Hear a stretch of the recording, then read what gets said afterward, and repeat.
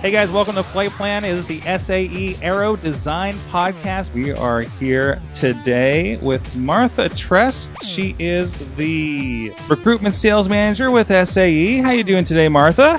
I'm good, Mike.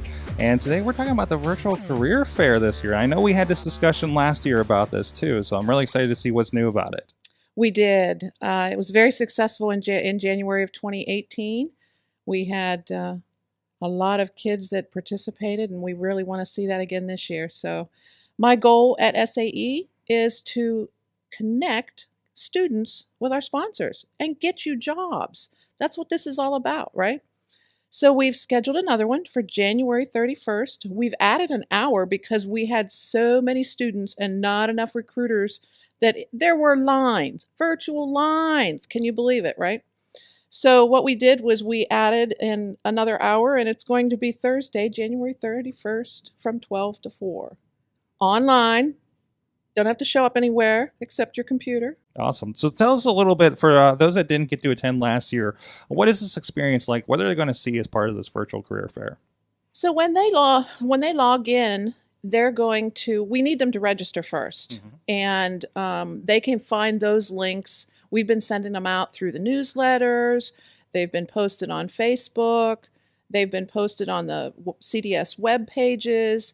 And they can always reach out to collegiate competitions at SAE.org if they're struggling to find out how to get there.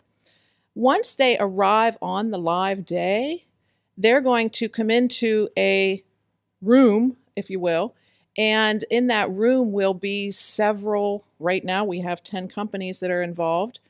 There could be a possible of 20.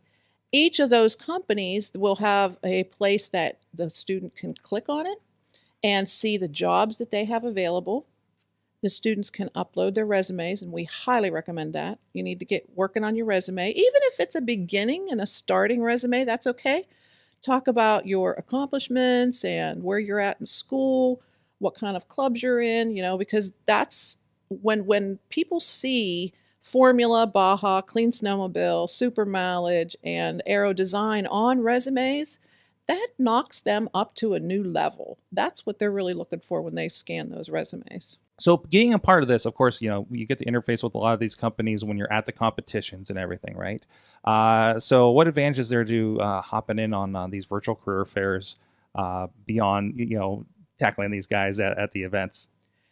The reason that we're having this virtual career fair is because our sponsors have been asking to get earlier touch points. They actually want to have met you, even if it's virtually, and scanned your resume and had a conversation with you, got to know you, and then they're interviewing you possibly on site when they get to see you in person.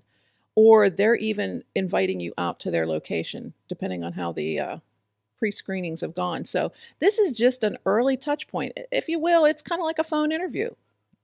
And it's a great way to get to know these sponsors. And that's one thing I've noticed in talking with some of the sponsors at the events and things, like they like, for, events like Formula and Baja where they're seeing students at multiple ones, and the more FaceTime, whether that be virtual or in person, really kind of helps things along for you. Absolutely. I mean, one of the benefits for the high-level sponsors is they get a team list with the email addresses, and so they're reaching out to you. Pay attention to those.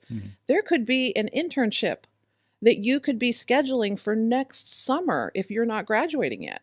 So it's not just about seniors and juniors. It's everyone. They're looking for those co-ops and those interns to get on board a year in advance sometimes. Honda reached out to me yesterday looking for some assistance because they have internships for next summer that they're already working on right now. They're not going to meet you till next summer. That's kind of late. So that's why we created this virtual career fair. So who are we going to see this year as part of the career fair? So we have some returning ones and some new ones. As always, Honda is such a great supporter of Formulas and Bajas, and they will be returning again. Volvo, we've seen some really serious action from them in the last couple years from their start. Cummins, of course, is going to be there. Altair, you use their software. They're recruiting too. Mahindra, who didn't love the slushy Jeep that they brought to Baja, Oregon?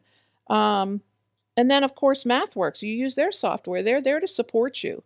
We have some new ones. Bosch, Lockheed Martin. We've got an Aero company finally joining our virtual career fair, and we're really excited about that.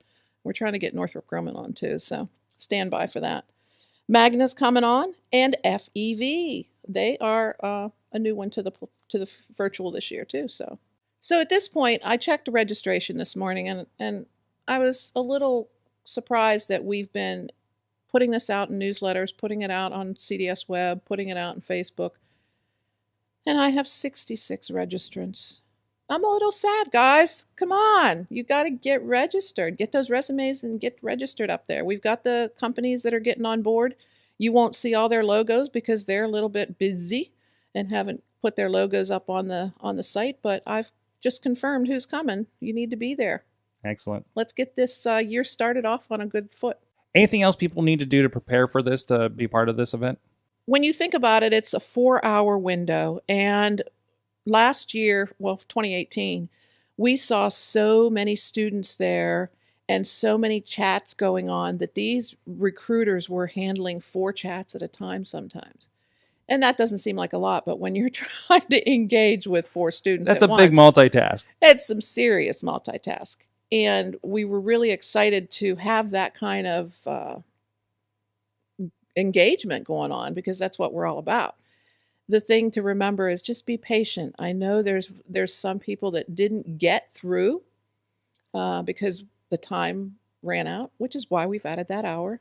So just be patient, be prepared, look at the companies, make sure that if you need sponsorship and you're from somewhere internationally, then you need to consider those companies that are only offering that option because a lot of them can't and don't have that. And then companies like Lockheed Martin might need a security clearance, so you might want to consider that. So scan their page on the virtual, see what they're offering, and try and match that to the one so you're not wasting your time and theirs.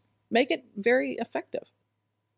That's amazing. And again, the biggest thing looking for a job is just getting your foot in the door. And these are some pretty major companies that you guys got a really great opportunity to get into and get some face time and get started on your career. I'm just the facilitator to get your career going, so you guys got to take the next step. Get registered and be there that day. January 31st, 12 to 4, and that's Eastern time.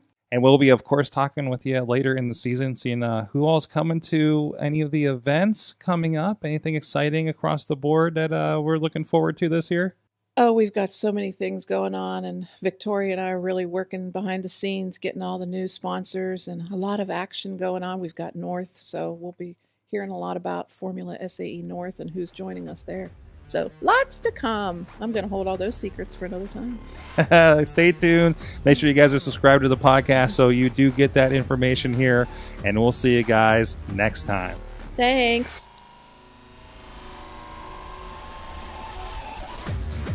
Thanks for listening to Flight Plans, the SAE Aero Design podcast. As always, we want to hear from you, so email aerodesign@sae.org.